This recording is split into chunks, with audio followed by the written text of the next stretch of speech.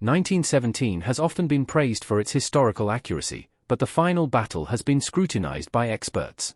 Sam Mendes' 1917 is one of the best war movies ever made, placing audiences in the trenches of World War I with remarkable intensity and authenticity. There are several realistic touches that make it even more immersive. 1917 is partly based on a true story, although Mendes mostly constructs the narrative himself using stories from his grandfather, who fought in the trenches. Even if the exact story of 1917 never took place, Mendes and his team paid close attention to the historical accuracy of the movie, trying to recreate the conditions of trench warfare as faithfully as possible.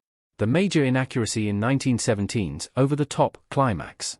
George Mackay tries to navigate a crowded trench as Schofield in 1917. The ending of 1917 sees Schofield sprinting across the battlefield in a desperate final attempt to deliver his message before it's too late.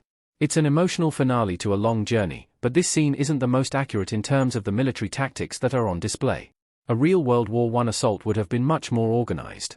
A 2023 analysis by the Commonwealth War Graves Commission criticized 1917's depiction of the British attack, claiming that World War I infantry assaults were not simply picking up a gun and running at the enemy as presented in 1917's climax.